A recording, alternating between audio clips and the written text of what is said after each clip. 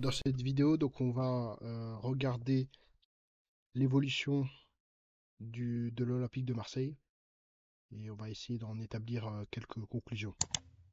On va se baser tout d'abord sur le classement de l'Olympique de Marseille, donc en fin de saison 2022-2023 et aussi donc 2021-2022.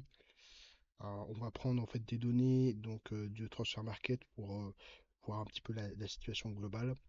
Et puis ensuite, on prendra des données spécifiques à la croustillante qui permettront en fait de à la fois avoir une information sur l'évolution du classement de Marseille, mais aussi une comparaison avec les autres clubs. Donc quand on regarde la situation de l'Olympique de Marseille en 2022-2023, donc ils se sont retrouvés donc troisième avec une saison assez mouvementée.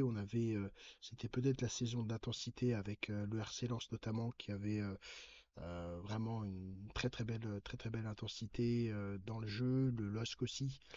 C'était assez impressionnant de voir ce type d'équipe.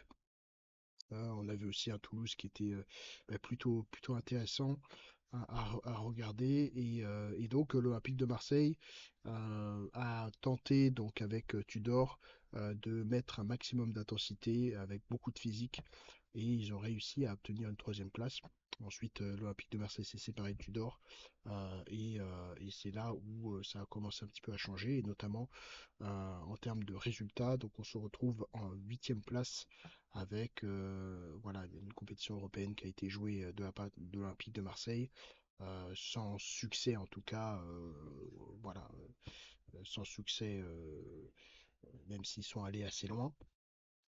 Et donc un Olympique de Marseille qui se retrouve huitième avec des séparations aussi au niveau des transferts et dans une situation qui est plus que délicate aujourd'hui.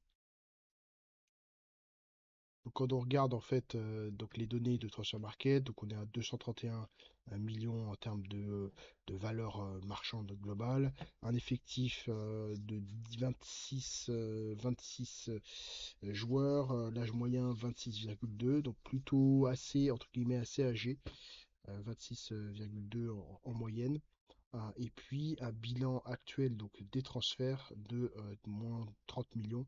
Donc il y a eu à la fois pas mal de dépenses, 102 millions pour des arrivées du type Lodi, Sarr, NDI, Malinowski et Kondombia. Et aussi des gros départs, hein. On a vu avec Matteo Ganduzzi, il y a eu Lodi aussi, Under, Vitina, Malinowski. Donc là, c'est en départ a priori de cette année. Et donc, voilà, avec une situation où quand même Pierre-Emerick Aubameyang a pu s'exprimer, Sarr aussi, Jonathan Klaus aussi. Donc c'était plutôt intéressant de ce point de vue-là. Mais par contre, voilà, plus de dépenses, on se retrouve en déficit de 30 millions et avec des ventes de 72 millions. Du point de vue donc strictement du classement, de l'évolution du classement, donc la tendance est donc baissière. On est passé donc jusqu'à la journée 34 de la cinquième position jusqu'à la deuxième position, donc au tout début. Et ensuite, on est resté sur une ligne de la sixième, septième, huitième position. Donc la tendance est baissière puisque plus on est en bas, plus on est proche du numéro un en termes de classement.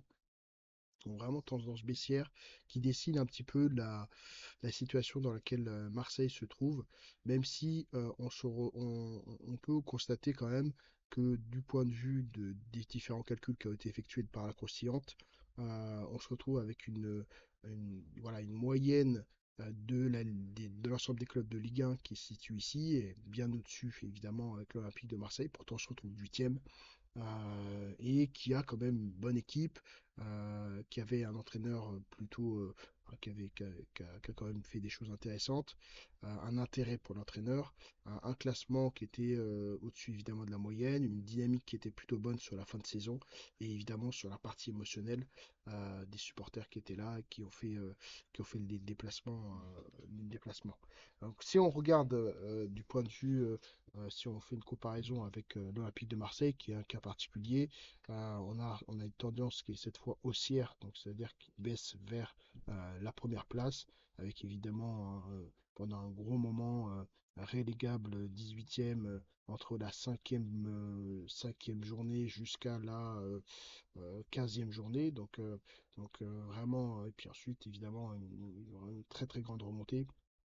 Donc on voit que l'Olympique de Marseille se situe un peu comme le Stade Rennais, voilà, avec cette tendance légèrement baissière, et autour de la, bon là c'est entre la 13e place et la 7e place. Alors pour Toulouse c'est un petit peu différent, le Stade de Reims pareil, tendance baissière, Montpellier aussi. Bon, on va reprendre par exemple le GC Nice, donc là c'est un peu particulier, mais voilà, on se retrouve avec une tendance haussière, et entre la 13e place et la première place pendant un moment jusqu'à la 10e journée. Mais typiquement, là, c'est vraiment cette, euh, cette situation où l'Olympique de Marseille est quand même en perte de vitesse. On peut le constater. Donc avec en plus de ça la problématique des droits TV, ça va être difficile de pouvoir s'exprimer et continuer avec une concurrence qui avance plutôt bien, d'arriver à être, on va dire, le plus efficace possible et obtenir des titres, enfin, des réussites, des victoires au sein de plusieurs compétitions.